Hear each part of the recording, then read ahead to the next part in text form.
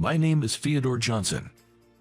I'm more of an impatient person, and I like to eat my food quickly, and I like burgers and sandwiches which I can just stuff in. Especially, I've always been a fan of BLT sandwich. That day happened to be a day off for the surgical clinic I run. I'd spent the late morning at my favorite spot, a diner near the station known for its chicken dishes, having a drink and getting into a good mood. For a finishing touch, I had a chicken and egg sandwich that served as both my breakfast and lunch. My clinic is located in a regional city with a population of just under 100,000. Near the station, there is a decent amount of commercial facilities. In the middle of the shopping street extending from the station, there's a diner, and a few doors down, my clinic. If you go through the shopping street, residential areas flank both sides, and straight ahead leads to a low-lying mountain dotted with farms. My family home is also located on that mountain, and used to produce specialty summer oranges. My parents are both gone. They passed away in their late 80s, so they must have had a fulfilled life. Now that I'm approaching 60, I live alone in the house my parents left behind. I was once married. However, we parted ways after 7 years of marriage. It was a common issue of personality clashes.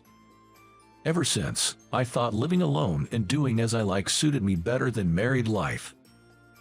Anyway, that day, shortly after I started up the mountain slope where my house was located, feeling good after having had a few drinks and a full belly, I heard a young woman scream, "Eek!" Looking up the slope, I saw summer oranges rolling down. I picked up one with my left hand, stopped the next one with my right foot, and another with my left foot. The fourth one rolled between my legs. For the fifth one, I reflexively tossed the grilled chicken I had brought back for my evening drink, and caught it with my right hand. I went up the slope, holding those oranges, to where the young woman was. Upon reaching, she turned out to be a girl in her early 20s, with short hair, and an innocent look on her face. Ouch, I think I might have sprained my ankle. She was wearing sporty white leggings, and was sitting down, rubbing her ankle. "Here, let me see." I handed her the oranges I was holding, and placed my hand on her ankle. "Ouch, there," she exclaimed. It was a mild sprain for sure. Still, I couldn't just leave her there. So, I gave her a shoulder to lean on and walked her down the slope, and took her to my clinic. I put a patch on her, tightly wrapped her ankle in a bandage, and gave her some first aid. "Come back tomorrow, I'll examine you properly then."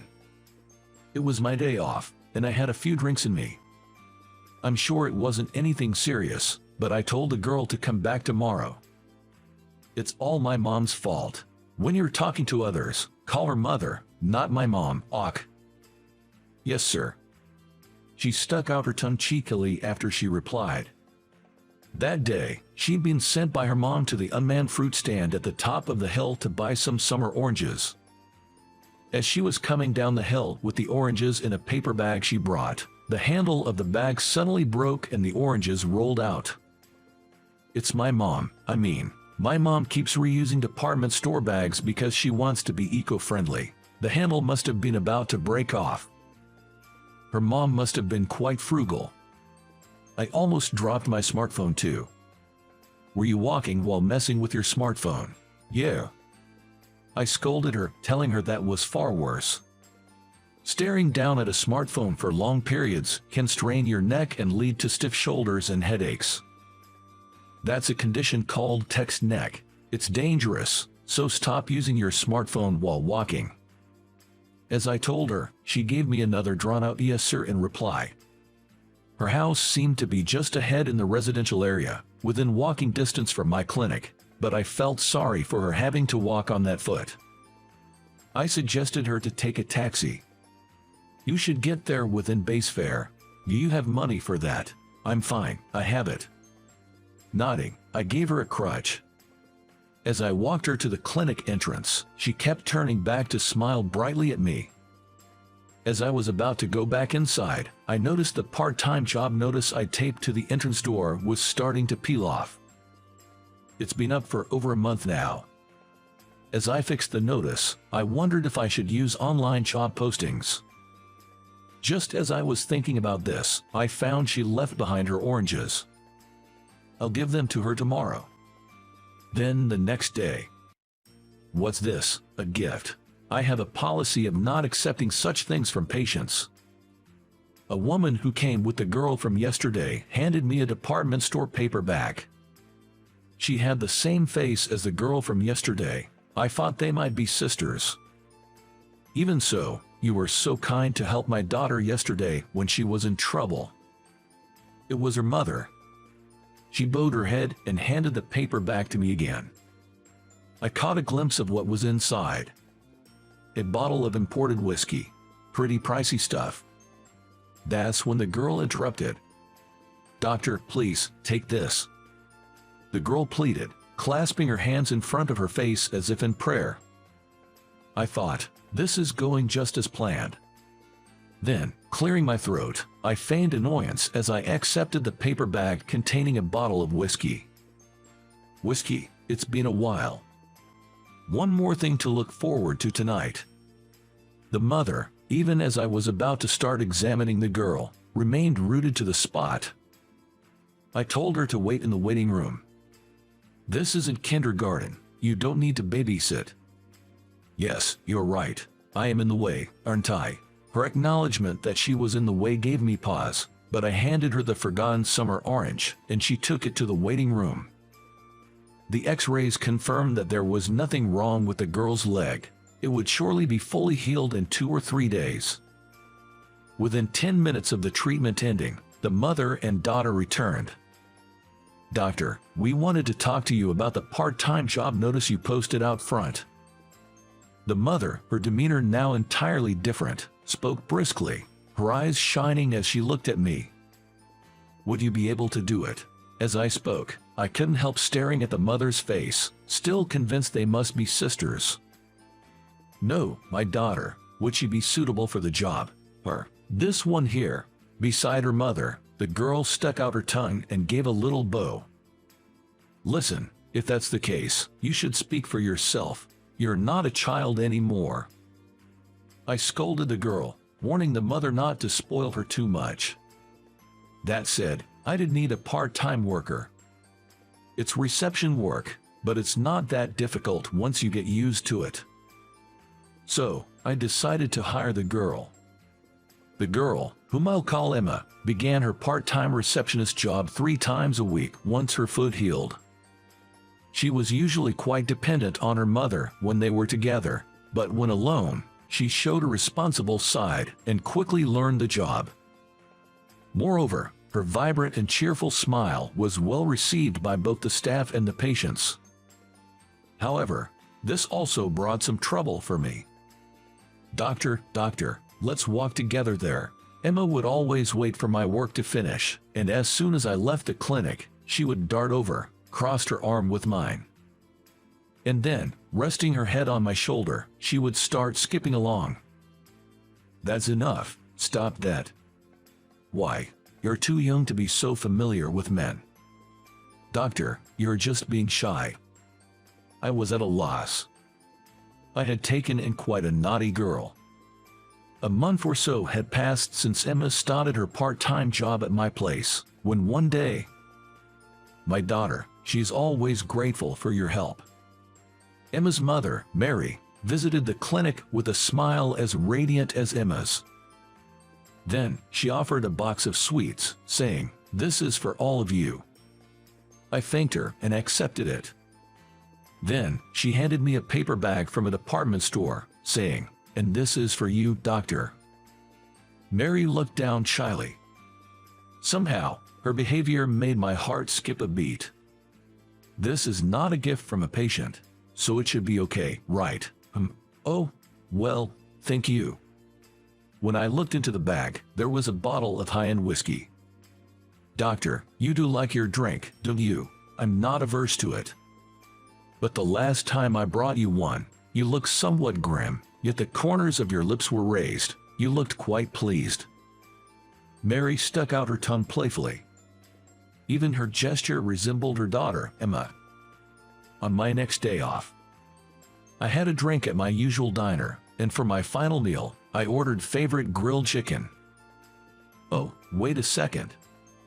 I hastily withdrew my order. I'm not in the mood for a chicken today. I told the owner of the diner so. How about fried rice? No, that's not it either. I've decided on risotto. On my way home, as I began to climb up the hill, a summer orange came rolling down from above. I picked it up and looked up the hill. Emma was there, smiling mischievously. Emma waved her hand and started running down the hill towards me.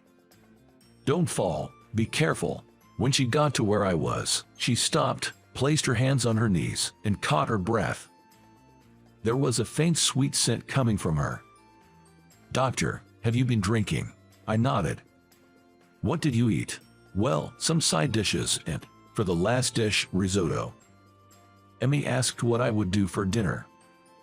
I told her I hadn't decided yet. In that case, come over to my place, let's eat together.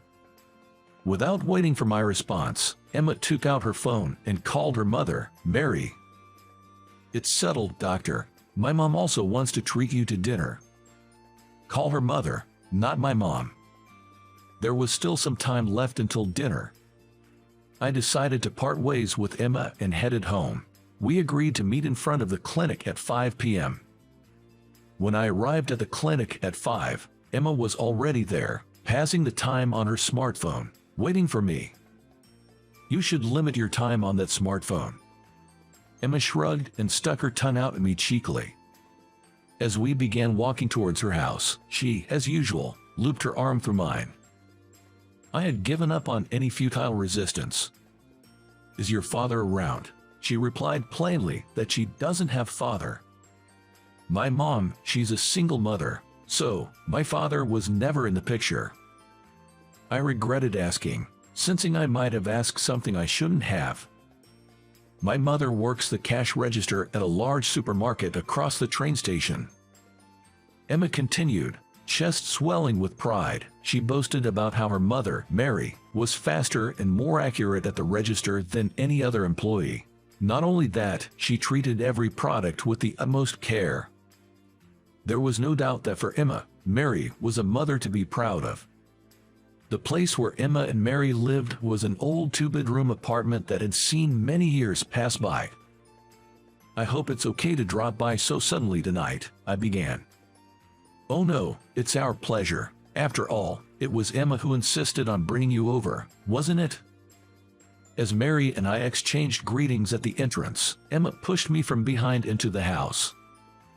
On the modest-sized dining table, there was an array of dishes that Mary had apparently prepared for dinner.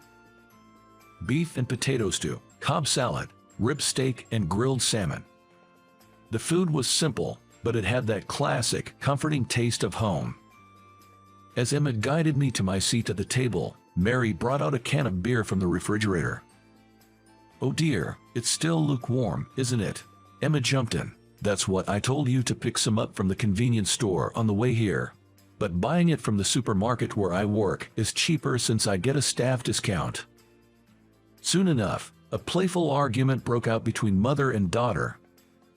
For some reason, I ended up playing the mediator. All right, let's settle down. Whether it's cold or lukewarm, beer is still beer, it's perfectly fine. And so, Emma, Mary, and I shared a meal around the dining table. I don't think we've ever had dinner with a man at home like this, have we? Emma mused. But dear, we've had dinner with Tom before, remember? Mary reminded her. That was when we were kids. He was just a boy, not a man. She then turned to me and explained that Tom was just an old childhood friend from kindergarten. Excuse me, I need to use the restroom. Emma, you don't need to announce that. Mary reprimanded her hastily, and then turned to me, bowed her head. Emma stuck her tongue out at me before scampering off to the restroom. Mary took a sip of her beer, which she claimed she rarely drank, her cheeks turning a shade of pink. You know, the day you helped Emma, she twisted her ankle, and you scolded her. She told me all about it. I'm sorry about that. No, it's okay. She seemed quite happy about it. Happy about being scolded by me. Yes. Mary spoke to me. She's been raising her daughter, Emma, as a single mother, working hard to prevent anyone from blaming her lack of a father. She said Emma turned out to be such a good, obedient girl. But still, just being a mother, I feel like I can't scold her properly. At that moment, Emma returned from the bathroom. Emma, with a carefree air, hugged me from behind. Hey, did you wash your hands properly? At 10:30 in the evening. I left, seen off by Mary and Emma. As I was climbing up the hill towards my house, I started to think. Usually, on my days off, I only thought about going to bed early to prepare for the next day.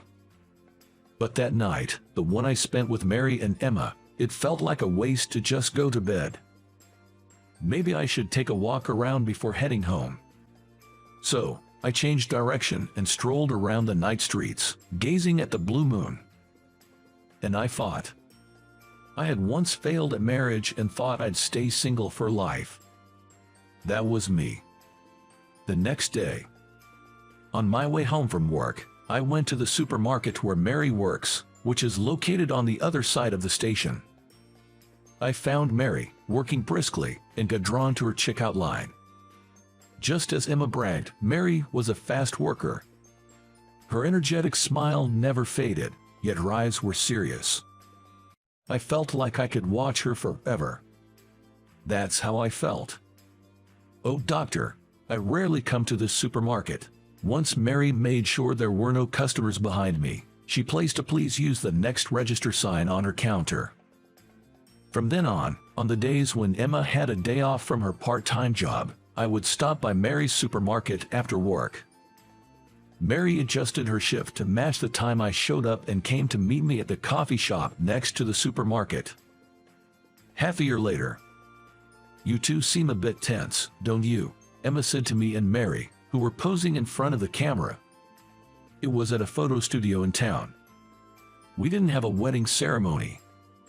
Instead, we decided to take a commemorative photo. Our wedding photo. With the cameraman's cue, the flash went off.